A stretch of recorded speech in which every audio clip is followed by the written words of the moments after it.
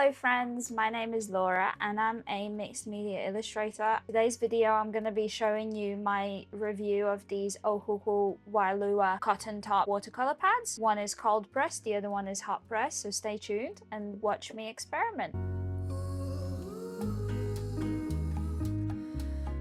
My favorite things to review is paper because you can never have enough of it. That being said, these are two different watercolor papers. One is hot pressed and the other one is cold pressed. Like a little nitpicky thing that I would have would say about these is I wish that they had two different colors or two different covers. For example, this one having maybe a different picture compared to the other one, or maybe having just two different colors so that you can differentiate between them, especially if you've got them both on the shelf and to pull them out you're gonna have to pull them out to see which one is which. But oh my god, I'm excited because I don't think Ohuhu has watercolor paper, and watercolor paper is like the most used thing that I do alongside my sketchbooks, of course, but paper is important and I love this, so let's try these out. I always just use a little crafts knife to get the plastic open,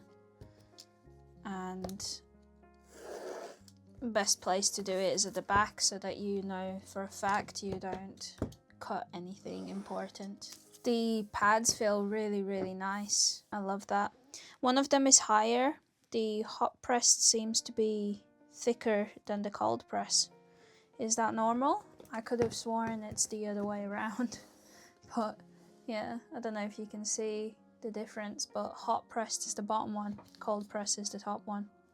There's a little bit of a difference, but these pads are not glued. They are free flowing.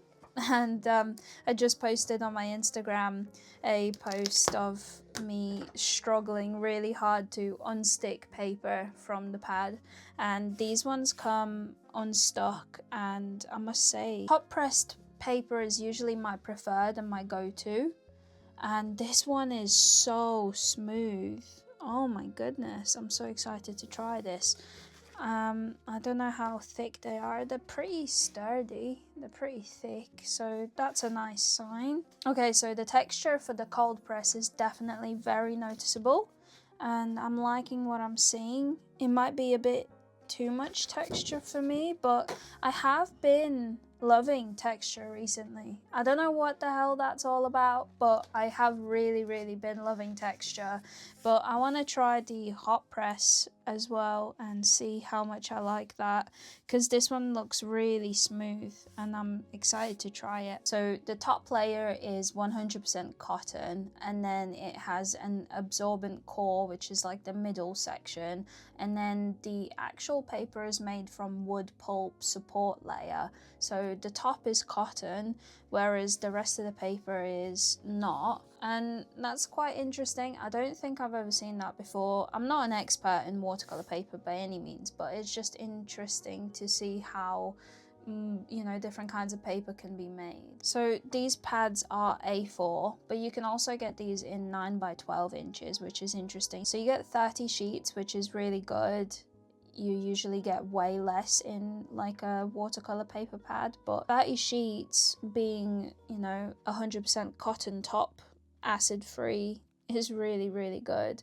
And the prices are around $15, roughly around £12, which is really good for the money. So now all we have to do is test them out and see if they are actually worth the price.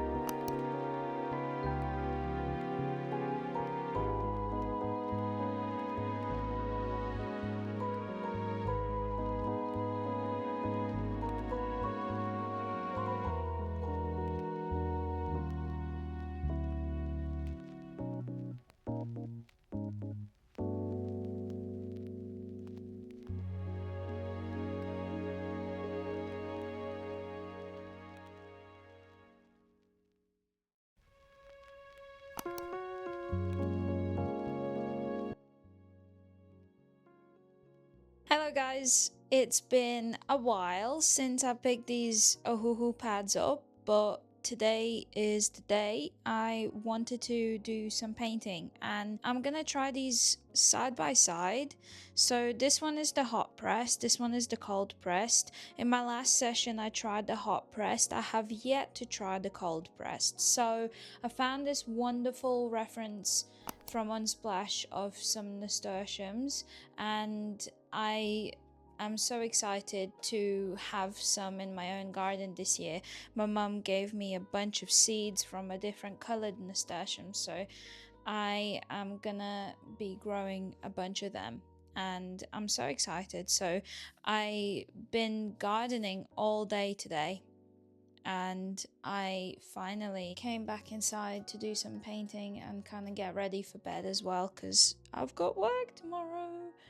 But I saw this picture and I really wanted to try painting some nasturtiums, and what better time to try on the Ohuhu watercolor paper. So I hope you can see it. I wanted to do like a little side-by-side action, and yeah, I think it makes sense to have them portrait so it's easier for me, but the picture is actually landscape. I've got this massive mop brush. I think this might be the most optimal one for the initial layers. I'm gonna freehand this, so I'm just gonna go straight into it without a plan, so this should be fun. But I've got some watercolor here. I picked this one up because it's got the nice oranges, whereas my regular watercolors don't actually have like a rich orange, so I wanted to use like these ones. Then I'm gonna go in for it. So this is cold pressed, this is hot pressed. Okay, so I'm gonna go ahead and start. This brush is so big. I haven't painted like big experimental pieces in a while, so I'm gonna drop some water in to see how it deals with that. Go ahead and do the same thing. So in straight away the difference is huge because the hot pressed is way smoother, so like the brush glides along the paper so much like easier. I'm gonna drop some water in there as well. I can see the water droplets doing a different thing there more than you can on the cold press. Just gonna drop in some darker here at the tips, darker red for the back one. Okay, and then I'm gonna also go. So I've been doing a bunch of gardening. So to be honest, over the past couple of weeks, I haven't really done much art. I've just been like getting ready for the gardening season, which is like taking over. And we've been having to do a bunch of sorting out in the garden because there's just so much going on, and yeah, that's kind of been and I have focusing too much on this, but you know, sometimes I need to take a little break, I suppose, but it does suck because I want to make more art, but I'm hoping to get back to it as soon as I can. But this is a great way to kind of like, if you are experiencing a little bit of art block, maybe like I am right now, perhaps, this is a great way to like, get your mind back into it, because it's just like kind of mindless doodling, right? Where you're just experimenting and dropping shapes and things down. I have to think. I'm not like basically on what I'm seeing, but just dropping in colors, go in more with some details if I want to. Like I mentioned that my mum gave me some seeds and then I sprouted them inside, and there's quite a lot of seeds that sprouted, and yeah, I planted them out but in like a temporary spot, and then today again into another temporary spot, and that they're gonna go out into their own pots, but so far I don't really have the space for that yet, so I just been putting them in temporary spots and hoping that they'll survive until the final spot that they get. But I just love their leaves. They're little roundish leaves. They're just so fun to look at. I love it so much. And yeah, I wanted to paint some, and I just thought this would be the perfect opportunity to test both papers. I hope that makes sense. I'm gonna start dropping some green and I'm kind of like layering it, I suppose, because some of the leaves are lighter than others. Right, where did I put this? So the differences are, you know, quite big already. It's, for me, I really like hot pressed paper the most, but I don't know if you've seen any of my recent videos. I have been experimenting more with cold pressed because I've been actually really enjoying the texture. But there is something really fascinating about hot press, that there is such tiny amounts of texture, and it's just so intriguing because you can kind of create your own texture. But at the same time, I have been really enjoying the amount of texture I've been able to create on the cold pressed. So I don't know, I don't know. It's difficult for me to choose which one I like the most, but I think I am definitely leaning towards the hot pressed, just because because I really like the way that it feels in the end when it's dry. I don't know if you guys can understand. Just trying to kind of follow the steps, but let it be its own thing at the same time. Like, I'm not gonna stop the things flowing and directing each other into places. I'm just gonna let it happen. I do have this phthalo. I don't think I've used this. Wow, it's super nice and rich. It's nice. And I have this. I think it's a phthalo blue, maybe. Oh my goodness, I don't know. I think they were be a bit too much with the blue. I like it. What do you guys think? I haven't been really testing too many of the techniques out. I'm really liking this. I think it's pretty cool. I'm just gonna drop some water in again to see what happens.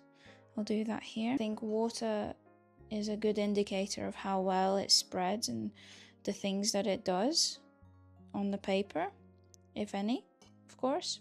It might not do much, but I like it. And obviously I've been using mostly huge brush. It's the biggest like mop brush that I have. But let me pick up something a little bit smaller. Size significance is massive, but I wanted to see if I can come in and maybe bring some smaller details, smaller leaves perhaps. And I'm not even mixing any of the paint. I'm just keeping the paint as it is, pretty much. If anything spreads, obviously I'm letting it, but I'm just picking up the paint straight away without mixing it. So that might give it some fairness, because if the colors aren't, I'm not making the colors up as I go. I do want to mix some colors though. Just absolutely sit in with this like sap green. It's gorgeous as well. Maybe even to darken it, I will add this blue to make it even richer. That is Prussian blue. And then, to be honest, I don't know. I don't want to make it too crazy, but I'll just bring it under here and I'll do the same here. Now I'm gonna come in with like this liner brush, which is quite long, so I'm hoping it'll be able to like pull some longer strips. And I'm just gonna go in with like one of these super dark red kind of purpley tones, and I want to go into the nasturtiums. I want to go into like here, and then another one kind of, I've kind of lost where the flowers are. I think this is the middle of this flower, because I've been going so abstract, I've lost the shapes. But I think it looks okay.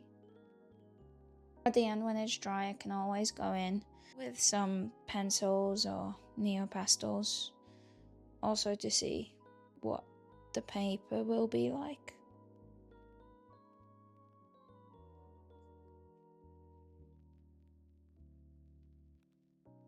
So interestingly enough, the droplets that I've put in, they haven't really spread as much as I thought they would be. But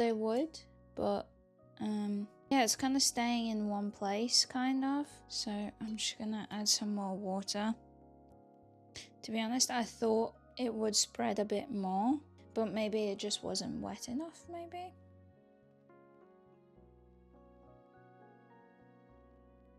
So I think I can't really judge which stays wetter for longer.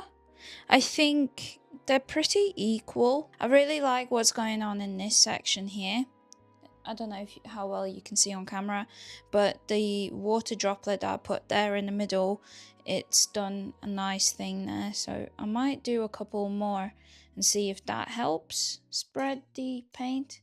And I'll do the same thing here, because I don't know if the wetness of the paint matters of how well it spreads, if that makes sense. So I'm just gonna add some more water droplets and see if that makes a difference. But realistically, at this stage, I think it would be worth waiting till they dry, maybe, because I think it's gonna get really overwhelming and difficult to paint here now, because it's just so like wet and saturated. But let me test something out, maybe. Kind of. So I'd realistically need to do this when the paper is dry, because I kind of wanted to try and see what happens if I try and lift, but it's lifting nicely because of the... Oh yeah, you can see how nicely it picks up. Okay, that's a good sign, I think. What about the cold press? Cold press is struggling a little bit, but there's less gaps here. I think either I wasn't careful enough on here, on the hot pressed pulling lines, or I just missed a bunch of white spots. Whereas here, you can see how beautifully like the paint spreads from one another. Like here, oh my goodness, that's gorgeous. Whereas on the hot pressed, I'm not seeing too much of a bleed, which is great for more illustrative stuff. And I do that most of the time, so it would help me because like the paint stays put, if that makes sense. But at the same time, if I'm doing something a bit more painterly like this, I might opt for the cold pressed, which is nice to have a differential. I wouldn't want both of these papers to act exactly the same, because then it would just be perhaps a little bit boring, because it would just be the same kind of paper. But every paper, like every paint material and everything is so different, so it's just case by case basis, kind of. You just never know, and it's nice to experiment. I might pull a few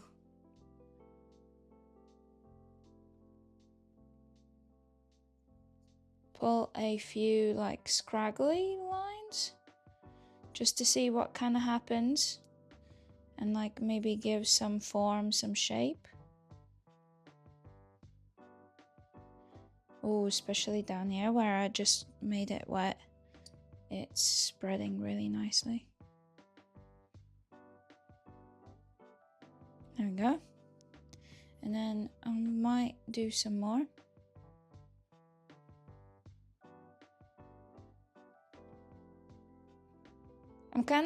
When I'm doing these lines, I'm kind of twisting my brush as I pull so that it doesn't create one singular like line that looks the same. I'm kind of making a variation that makes it a little less careful, if that makes sense. It's like allowing me to create like a super random line. And I really enjoy that. I think that's really fun. I'm gonna do the same but with this red, which might be a bit too much, but too late now.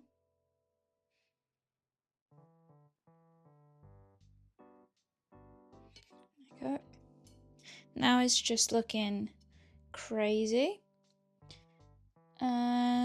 but I like it. It's fun. It's so hot in the UK today. I'm sitting on the living room floor and I'm gonna carry on painting the nasturtiums. So what am I noticing since the last time I picked these up, which was about a week ago? I am seeing beautiful areas of mixing of the colors. I like this area here as well. This is gorgeous down here. The hot pressed watercolor paper definitely doesn't spread as much as the cold pressed, but both of them have got different qualities that you may enjoy. This one is way more textured than this one, of course, and you can see the colors like mixing together more, whereas here they just do it automatically, creating this beautiful gradient. Of course, here you can see the water droplets in the paint and it looks absolutely fantastic. And yeah, and that obviously each paper is gonna act completely differently, but both of these are absolutely beautiful and I'm a really big fan of what they look like. And yeah, let's just do a little bit of a test. Let's see how well it lifts after being dry for a while. And yeah, you can see it lifting without a problem. Yeah, I'm a big fan. Sometimes I like to go back into it to like soften some edges because I feel like sometimes it can be a little bit harsh. So the hot pressed has passed the test. It lifts very nicely. I was doing this in the last session as you saw, and it does do it while it's still wet. So I just wanted to see what it would be like after a while. And let's do the same thing to the cold pressed. It is struggling a little bit. I think it would probably take a little bit more work to get it to separate from the paper. But as you can see, the more saturated areas of paint are lifting beautifully, and the paint hasn't like faded or anything in the time being. It has been like sitting very closely, mostly in the sun, so I'm surprised like the colors look as vibrant as they did when I painted them, and they look even beautiful now since it's dry. But I hope that you enjoyed this video, and make sure you leave an idea which one you like the most. I again, I don't know, to be honest, like I mentioned, both of these have got different qualities. I know that they're super abstract, but that's kind of like what I was feeling in the moment, and I wasn't trying to go into detail, so I'll do that right now. I'll add some more mixed media practices in this, as you guys know, I am a mixed media person, and I love to explore. But yeah, let's just do a little bit of messing around, I suppose. I think this is going to dry super quickly because of the heat. And yeah, I've got the reference picture in front of me, so I'm just gonna see if I can drop in some details. Okay, so I don't want to do anything too crazy. I mean, it's already looking pretty abstract, so I'll just bring in some of this dark neo color, this dark blue. The best thing about them also is that you can wet it, so I'm just gonna do that to fill in the gaps, since the cold pressed watercolor paper has quite a lot of texture, so sometimes the neopastel has a harder time like getting through to the bottom. So I'm just gonna do some more here. Basically what I'm trying to do here is like kind of make the flower petals stand out a little bit more. I feel like they just got so lost in the background because I was doing it so abstract. So let's just basically bring in some detail with the brush, and since the brush is quite small and thin, which is the preferred one for details, I'm just gonna come in and bring in some shapes. Before I move on, I wanted to also outline some of these leaves, because technically there's supposed to be a bunch of little like rounded leaves in here, which also are super abstract because that's how I painted it initially. So I'm just gonna go around and using this blue, bringing them all some shape. Okay, so that's how far I got on the left one, so let's go ahead and basically do the exact same thing on this one. So I'm just gonna draw some lines basically. My Neo Pastel is a little bit wet because I used my brush directly onto it to get more product, but that's okay. And then I'm just gonna bring in some more in here. And to be honest, on this side, it's way easier to lay the crayon on because obviously it's way more smooth. There's not so much tooth, as I've mentioned in the past video about the tooth of the paper, and some people resonated and also call it the tooth. I thought I was going a little bit crazy because I had forgotten which like name it is, but yes, it is indeed also called the tooth of the paper, which is fun because it makes me think that I know what I'm talking about. But yeah, I'll lay in some similar-ish shapes here with the leaves, perhaps. But yeah, it's a bit more easy to do on this paper, but I'll still go in with the brush as well, and it isn't so like harsh. Although I really like the look of the crayons on this paper.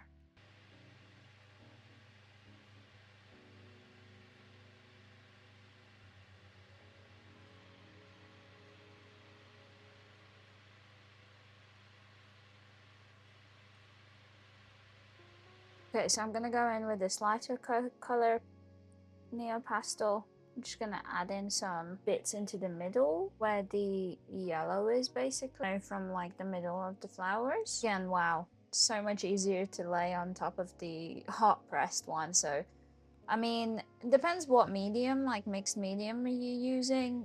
That might be, you know, this hot pressed might work better for like pastels, but like stuff like gouache and watercolor, things that are super watery and don't mind a lot of the texture, it's better to use the cold pressed, whereas something that might, you know, need a bit more smoother texture, I think markers and these pastels and pencils maybe will work better on this hot pressed one compared to the cold pressed. I haven't tested pencils yet, but we'll see in literally just a second. Okay, so I'm gonna use this like sea blue pencil. I use this in everything.